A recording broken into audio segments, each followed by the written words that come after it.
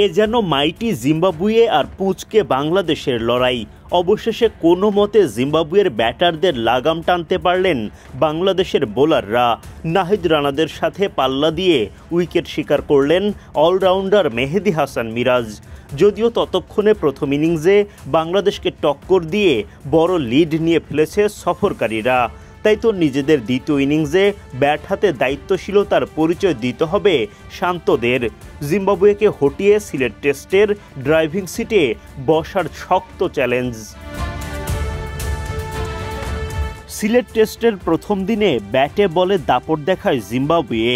বাংলাদেশকে ১৯১ রানে all out করার পর ব্যাটিংয়ে নেমে বিনা উইকেটে ৬৭ রান করে সফরকারীরা। কিন্তু দ্বিতীয় দিনের প্রথম সেশনে নাহিদ রানা, হাসান মাহমুদরা ফিরে আসেন নিজেদের চেনা রূপে। দুর্দান্ত বোলিংয়ে চাপ বাড়ান প্রতিপক্ষ দলের ব্যাটারদের ওপর। দ্বিতীয় দিনের ৩ নম্বর ওভারে প্রথম আঘাত হানেন নাহিদ রানা। বিদায় ঘণ্টা বাজান ওপেনার বেন কারানের। রানার বাউন্সারে মুমিনুল হকের হাতে ক্যাচ দিয়ে ফেরেন তিনি। বাংলাদেশ পায় প্রথম উইকেটের দেখা। টাইগারদের জন্য দ্বিতীয় উইকেটটাও তোলেন রানা। অফ স্টাম্পের অনেকটা বাইরের লাইনে ফাঁদে ফেলেন ব্রায়ান বেনেটকে।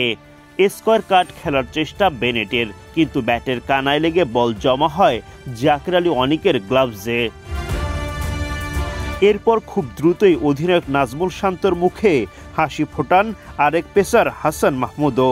রীতিমতো লন্ডভন্ড করে দেন নিক ওয়েলসের স্টাম্প। হাসানের চোখ ধাঁধানো ইনসুইংয়ে অফ স্টাম্প উড়ে গিয়ে গড়াগড়ি শুরু। বাংলাদেশ শিবিরে বাঁধ ভাঙা উল্লাস।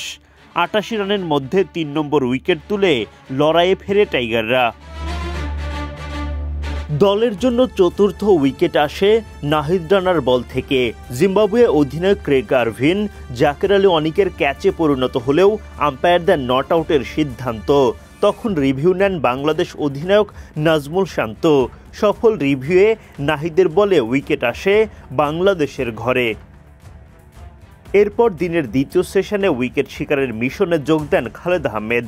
তিনি ফেরান ওয়েসলি মাদভেরেকে। পেসারদের দাপটের মাঝে স্পিনার মেহেদী হাসান মিরাজ তুলে নেন দুর্দান্ত ব্যাটিং করা শন উইলিয়ামসের উইকেট। মিরাজকে বাউন্ডারির ওপারে পাঠাতে গিয়ে মাহমুদুল হাসান জয়ের হাতে ধরা পড়েন ৫৯ রান করা উইলিয়ামস। ১৯৩ রানে ষষ্ঠ উইকেট তোলে বাংলাদেশ।